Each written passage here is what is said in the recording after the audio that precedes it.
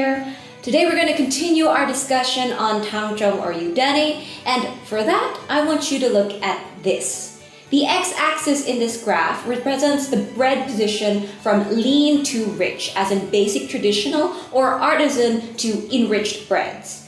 The y-axis correlates to the sensory aspects of the breads, ranging from crispy, hard, and dry to the springy, soft, and moist breads at the top.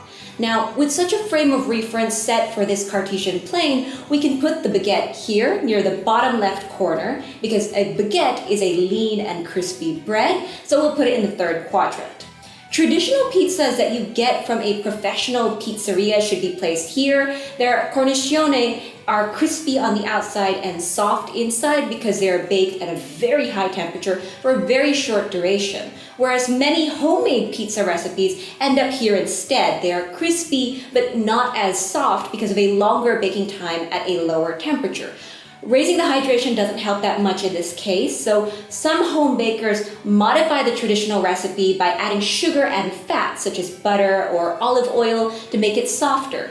But if they add too much of those ingredients, then that moves the position to the right, which means we're practically altering the flavor to get the texture, albeit slightly.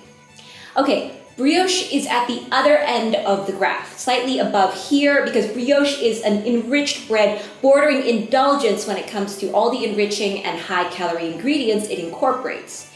In between these breads here, we have ciabatta here, and then dinner rolls, hamburger buns here, a traditional basic loaf here, and so on. By now, you may have observed that most of the breads we mentioned or placed on this graph are in the third and fourth quadrant, and you may have guessed where Tangzhong or Yudane breads would go. For many of the breads made with the Tangzhong 1:5 ratio, they're roughly here. So some of them fall below the horizontal line due to the small amount of flour and the excessive amount of water used for the Tangzhong 1:5 ratio. There are practically no significant differences to be found after incorporating the Tangzhong. This could be the result of too much evaporation during the preparation of the Tangzhong, or it could also be because the amount of flour used for the Tangzhong 1:5 ratio was way too small. For those that meet the minimum criteria of being a Tangzhong or Yudane bread, they fall slightly above the horizon.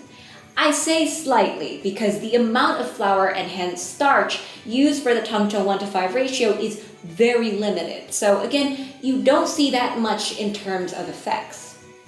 For most Tangzhong or Yudane breads made with 10 to 40% of the total flour used for the dough, labeled as Tangzhong or Yudane 10% to 40%, they're placed around this region.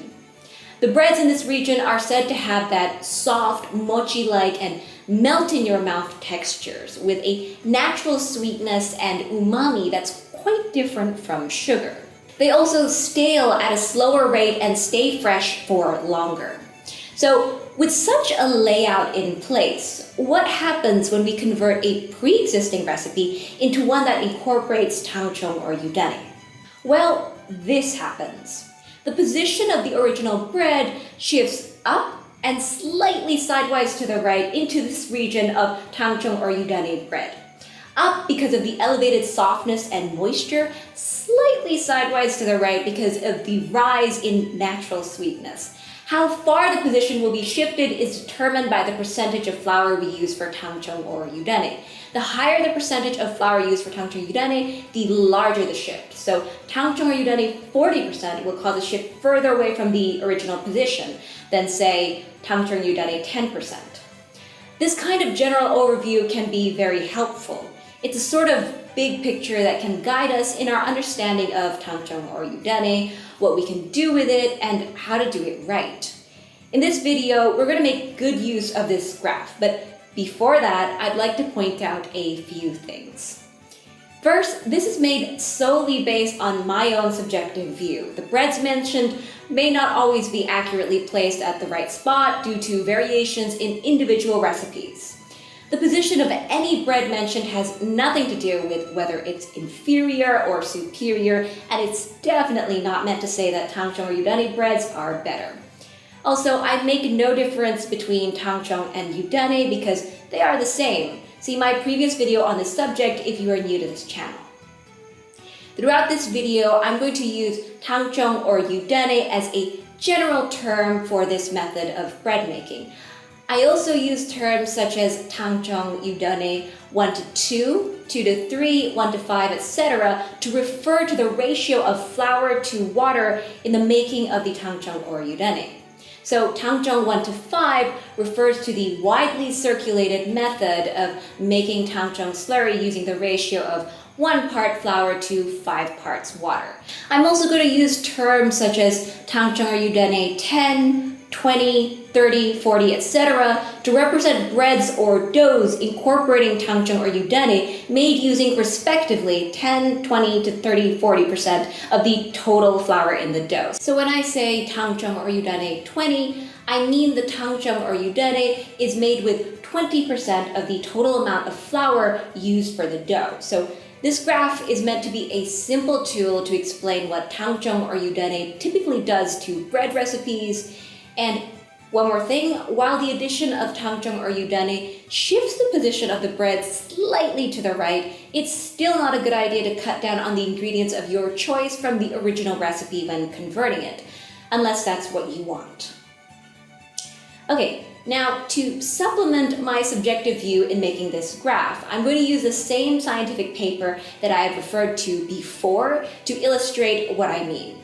So, while a limit of 30% of the flour being used for Tangzhong or Yudane has been suggested before, this paper shows some interesting results from experiments with Tangzhong or Yudane being used in the percentages of 0%, the control, and 20% to 40% of the total flour for the dough. The flour used for this experiment is a typical bread flour with 12.2% protein content, 0.39% ash content, 13.5% moisture. The gelatinized starch in this experiment is prepared by mixing boiling water and flour at a 1-to-1 ratio. Upon cooling, the gelatinized starch is then stored at 5 degrees Celsius for 1 day. Storing the gelatinized starch at this temperature accelerates its retrogradation and brings out many desired benefits. Usually we don't want retrogradation to happen to our bread because that's how bread stales. But for a gelatinized starch to be used in our bread, this is exactly what we want. If you use the gelatinized starch without proper retrogradation, you won't be able to make the best use of it. Your Tangzhong or Yudane bread will be soft and moist, but it'll lack that natural flavor and sweetness, the wheat umami as mentioned in many Japanese recipes. So unless you want to use it as a bookbinding glue for your recipe book instead of adding it to your bread recipe, using gelatinized starch immediately without proper retrogradation is not really recommended. A few tables included in this research paper really stand out when we delve deeper into it. Look at table 2 here. We see a significant jump in the saccharide or carbohydrates content as the percentage of Tangzhong or Yudane increases. The number of saccharides for Tangzhong or Yudane 40 is almost twice as many as the number for the control. Also, we can visibly observe the same spike with the amount of maltose along with a slight decrease in glucose and fructose as indicated here. And if we go back to table 1, we can get some other relevant information, such as how doughs made with Tangzhong or Yudane 40 have a farinograph water absorption measurement as high as 74%. Additionally, along with this increase in percentage of flour used for Tangzhong or Yudane, the moisture content of the bread also increases, while the gassing power, gas retention of the dough, and the specific volume of the bread slightly suffer. The slow staling and unique texture of the Yudane bread were related to the increase of moisture and various saccharide contents in the bread, this research paper concludes. Okay, so that's been quite a lot of information. Here are the key takeaways. First, converting a bread recipe to use Tangzhong or Yudane 20 to 40 will result in a slight shift of the position of the bread to the right due to a significant rise in sweetness, as we mentioned, attributed to the spike of maltose. The increase in the farinograph water absorption and the moisture content pushes the position of our bread up in the graph due to the fact that the bread becomes softer and moister, as we said before.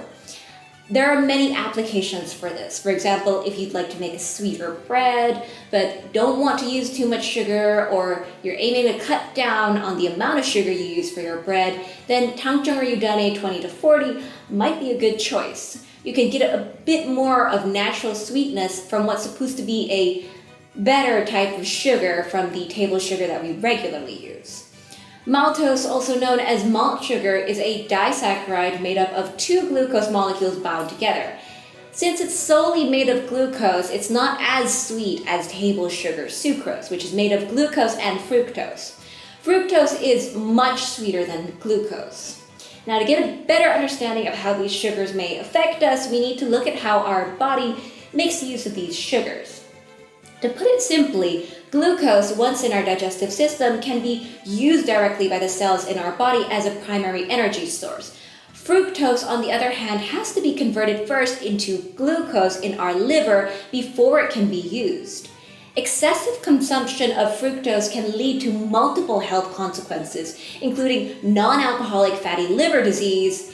It has also been shown that consuming fructose and glucose together may harm you more than consuming fructose or glucose separately. Naturally derived fructose and sucrose from grains and fruit sources are usually not associated with the same negative outcomes. But it's a different story when we add table sugar or similar sweeteners to make our bread taste better. So attempts at lowering the fructose content in our bread or added sucrose content are probably a good thing, and Tangzhong or Yudane 20 to 40 can help in serving such a purpose, as clearly shown in this research paper.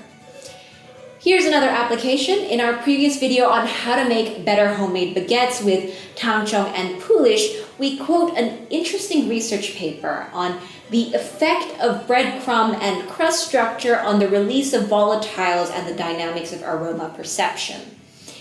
In that research paper, we were informed of the fact that chewing a crunchy, crispy bread releases a larger amount of aroma molecules than if we were chomping down on a bread with a softer crust. The more aroma molecules in our mouth, the more interaction they have with the taste receptors on the tongue, and the better the taste. So that explains why harder breads like baguettes are often said to taste better than regular sliced bread, and indirectly it also explains the popularity of rustic and crispy artisan breads in the West. But while the entry of artisan breads is starting to gain traction in Asia, most Asian countries that are experiencing a rise in the popularity of bread still prefer the soft and fluffy breads such as that of Tangzhong or Yudane breads. Perhaps one of the reasons being that since bread is not a staple food in these countries, steamed rice is, and steamed rice is anything but rustic and crispy. So as more and more people are trying out the new dietary staple, when it comes to texture and taste, they could be opting for something closely related to the existing staple food that they regularly consume, hence them choosing the softer bread. Likewise in Japan, the country where Tangzhong or Yudane originated. While the consumption of rice as a dietary staple has been declining, with more people turning to noodles and bread, but there are still not as many people going for crispy, hard breads. Thus, in their country of origin, the mochi-mochi Tangzhong or Yudane breads are as popular as ever. Actually, in the case of Japan, there's another reason for the soft bread's popularity, and it may have to do with the aging population, as the introduction of this Japanese research paper explains. Japan is a country where people enjoy a long life expectancy, but with that long life expectancy, they have to deal with many aging-related health issues. One being that of choking while eating staple foods such as steamed rice and bread. The low moisture content of bread can make it difficult to eat, not just for the elderly, but also for anyone with reduced salivation, such as people with Sjogren's syndrome or those with dry mouth as a side effect of certain medicines. Thus, it is expected that there will be a need for bread that is easy to chew and swallow without the need for large amounts of saliva. In its conclusion, the paper states that the addition of starch paste increased the crumb moisture content, thereby reducing the hardness and increasing cohesiveness. And it was judged to be easier to swallow than the control bread in a sensory evaluation. The research paper also mentioned the use of alpha amylase in the experiment. Remembering the research paper that showed us how chewing a crunchy, crispy baguette released a larger amount of aroma molecules, and now combining it with this information on alpha amylase, that was another moment of sudden insight for me. Let me explain. When we bite on a regular bread, ptyalin, the salivary alpha amylase enzyme in our mouth, starts to break the starch's polymer in the bread into smaller units consisting of 2 or 3 molecules of glucose. These are maltose and dextrin respectively. The more we chew, the more amylase enzymes we produce, and the softer the bread becomes. Since the addition of Tangzhong or Yudane can significantly raise the maltose level of the bread, coupled with the facts that Tangzhong or Yudane breads have a higher moisture content, it therefore requires less efforts in chewing and hence is easier to swallow. So that's another application for Tangzhong or Yudane using higher percentages of flour. So far, we've been talking about soft breads that are already bordering the Tangzhong or Yudane region of our graph here by converting to Tangzhong or Yudane recipes. What we're doing to these breads are elevating their moisture content and adding some more natural sweetness and umami. If the amount of flour we use for Tangzhong or Yudane is not enough to push the breads significantly away from their original position, the difference can be minuscule. That's why we hear so many people say that Tangzhong doesn't make much difference. This is especially true with the Tangzhong 1:5 ratio. You can only experience noticeably sensory differences if you give them a stronger push through the use of more Tangzhong or Yudane. Now, what about lean breads such as baguettes or maybe pizzas? Can we really pull them all the way up, breaking the horizon and shifting them into the Tangzhong or Yudane region of the graph? By a quick glance at the graph, you should know that's impossible. What we can do here is to use Tangzhong or Yudane as if it's a bread improver, which is exactly what we did. A few months ago, October 2022 to be exact, we made a video on how to make better homemade pizzas. In that video, we demonstrated the effective use of Tangzhong or Yudane in achieving a delicate and soft cornicione in a homemade pizza, making it much more similar to a pizzeria-made pizza, although not exactly the same, but that's as close as you can get. The fact that the pizza was made without using any fat or sugar means that ingredients-wise, they were almost an exact match for pizzeria-made pizzas. So practically shifting homemade pizza from here to here. This shift is worth appreciating because we're doing it without adding any fat or sugar, so the overall flavor is closer to a traditional pizza. In that video, for the first time, we used the Tangzhong or Yudane 1:2 as suggested in our previous video on Tangzhong or Yudane. Prior to that, just like everyone else, we thought that the flour to water ratio for Tangzhong was supposed to be 1:5. The Tangzhong Yudane 20 is used in that video, so clearly there's no way Tangzhong 1:5 can be applied. Also in the video, we briefly touched on the science behind Tangzhong or Yudane when it comes to the crumb structure of the dough, but we didn't discuss much about the scientific aspects of the outcome other than our own subjective takes. Not long after our video was released, we found this very interesting research paper covering this exact subject. This research paper perfectly and extensively covers the part that we would have liked to cover if we had found this research paper earlier. While the recipe of the pizza used in the research paper is slightly different from our recipe, oil and sugar were added to their recipe, whereas we didn't use those two ingredients at all. But these minor ingredients have a negligible effect on the experiment as quoted here. Before we take a closer look at this paper, let's quickly consider what we're looking for. If you have watched our video on how to make better homemade pizzas, you'd have noticed the following steps we take. We raise the water hydration, we incorporate Tangzhong or Yudane 20, we bake the pizza at a temperature as high as our electric oven can go, and bake it until we get a crispy crust. These steps are different from the way pizzas are baked in a traditional pizzeria.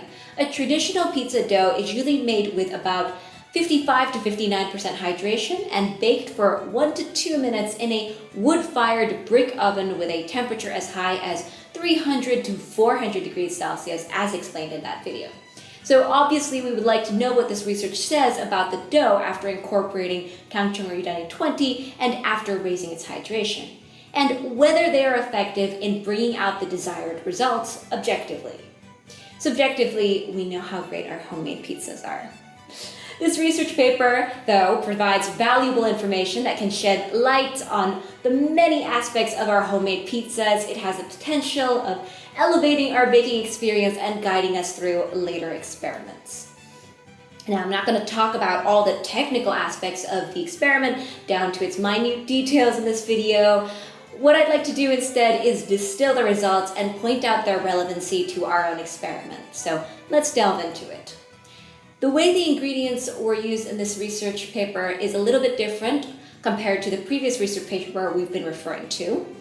This research paper used wheat flour and wheat starch. Instead of using a fraction of flour to make Tangzhong or Yudane, the researchers used wheat starch directly, so there's a few conversions we need to make. Take a look at Table 1. We can see the scope of the experiment that this research paper conducted. Model WS0 is the control with no gelatinized starch added. It has a water content ranging from 50% to 80%. Model WS10, 60 to 80%. Model WS20, 70 to 80%. And then for bread samples, they're the conventional and the modified ones.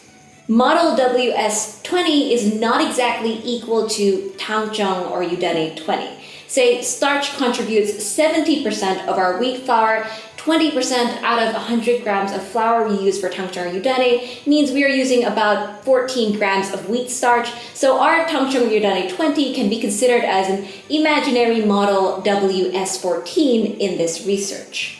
Also, to get the water content of the dough based on dry matter, we can use the following calculation to convert from the given hydration. So 60% hydration and the control means 0.82 water content based on dry matter, weight by weight. A number that's also quoted in the research paper. As our small pizza experiment is using a hydration of about around 70 to 80%, so that would be translated to 0.93 to 1.05 water content respectively. Now, with these conversions on hand, we can move on to figure 2.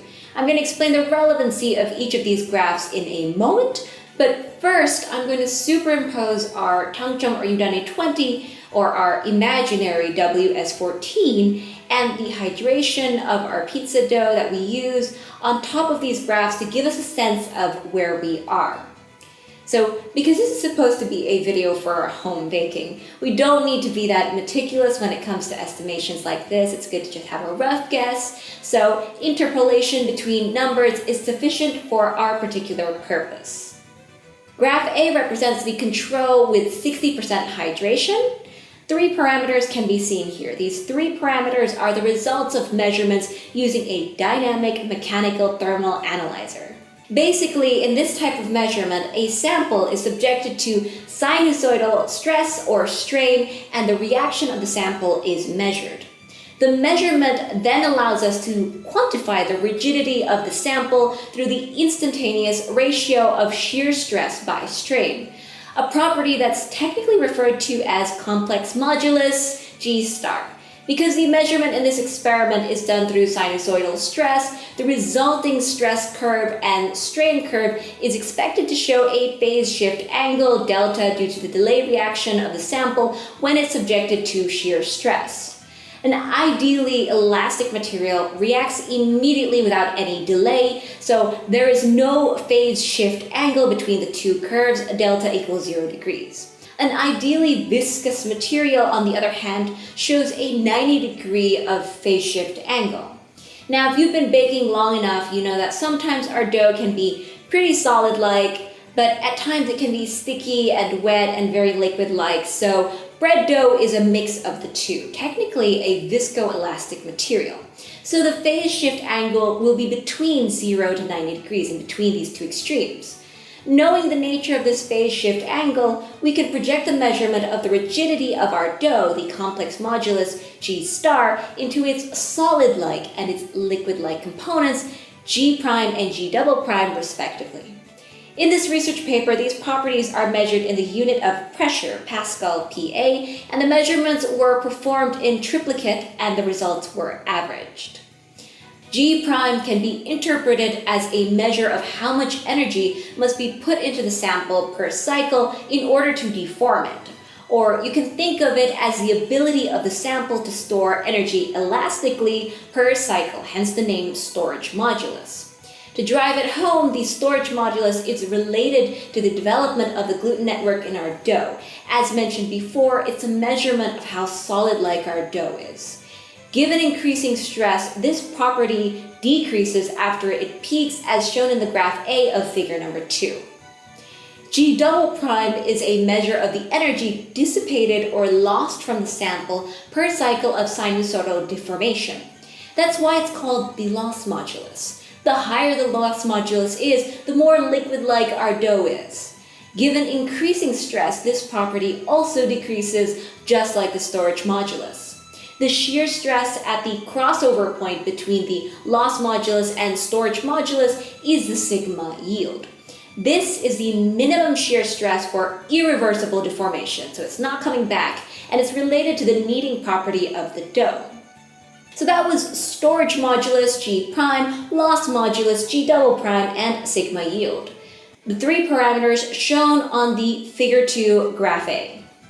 The arrows in this graph point at the value of G prime, G double prime, and sigma yield of a control dough with 60% hydration. Pretty much the hydration of a traditional pizza. These three parameters that represent the level of solid-like and liquid-like resistance of the dough and the level of kneading tolerance of a control dough are then each plotted as a dashed line on the subsequent graphs in accordance to their relevancy. So what graph B tells us is that model WS20 behaves better than the control even with the hydration raised to 80%. Our Tangzhong or Yudane 20 being on the left side of it can be expected to perform just as well if the hydration is raised to above 70%. Graph B is all about the storage modulus, the solid-like resistance, so this means that if we use Tangzhong Yudane 20, our pizza dough with a hydration between 70 to 80% should be expected to perform as if it's a pizza dough with about 60% hydration. Very cool. This is actually consistent with the previous research that shows us the farina graph water absorption of Tangzhong or Yudane 20 is in the range of 71%. You can see that here. Graph C and D also show us similar results, displaying the liquid-like resistance and the kneading tolerance. So these graphs confirm when it comes to rheology of the dough, raising the hydration for Tangzhong or Yudane 20 dough is doable and manageable, and it can handle hydration of, as we mentioned, around 70 to 80%, and that is exactly what we did in our pizza video. So figure 5 shows that the modified pizza is softer than the conventional one. Figure 6 is the result of a sensory analysis. It shows the water-enriched cornicione of the pizza made with gelatinized starch ends up softer and stickier than the one without. These are the results that we're looking for, and it matches with our subjective tests on the modified pizza we made. The results confirm that longer baking time for a pizza made with Tangzhong Yudane 20 does not make it into a very dry and hard pizza. So we have successfully used Tangzhong Yudane 20 as if it were a dough improver. Now there's one more thing I'd like to talk about before I wrap up this video.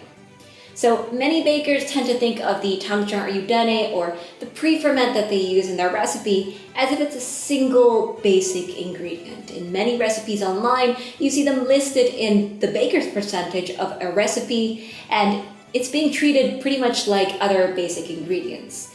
Now, while this kind of approach can seem to work from time to time, there is a certain pitfall to it. Take the levain of a sourdough bread, for example. The water content, the flour, and the amount of starter used can make for very different types of levain. When a baker wants a stronger levain to address colder temperatures, or is looking for a longer fermentation time to develop better flavor, and surely there are all kinds of mixtures of desires in between, the way bakers make their desired adjustment is by playing with the ratio of the starter and the nutrients, the flour and water. In a situation like this, if you think of levain as a single basic ingredient, then you could be especially prone to miscalculating one of the most important parts of bread baking, hydration, and your bread may suffer greatly. Likewise, Tangzhong or Yudane. Just like a levain, the Tangzhong or Yudane used in our bread should not be treated as a single basic ingredient. As for me, I'd prefer to label it as a derivative ingredient. A derivative ingredient that's made of two basic ingredients, water and flour. Once we start to think like that and label it as such, it also opens up a much wider horizon for us to explore when it comes to the flavor, the texture, the shelf life, and the health benefits of the bread we make. Not to mention the possibility of applying Tangzhong Yudane to enhance or improve ever more existing recipes, as I've just shown you in this video. I believe all this will allow us to step into the way of bread baking and seek our own insights through this exciting journey. Okay, so that's it for today. I hope this video has shown you why the amount of flour used for Tangzhong or Yudane is what really matters, and how you can flexibly use Tangzhong or Yudane to make all sorts of great bread. Thanks for watching, and bye!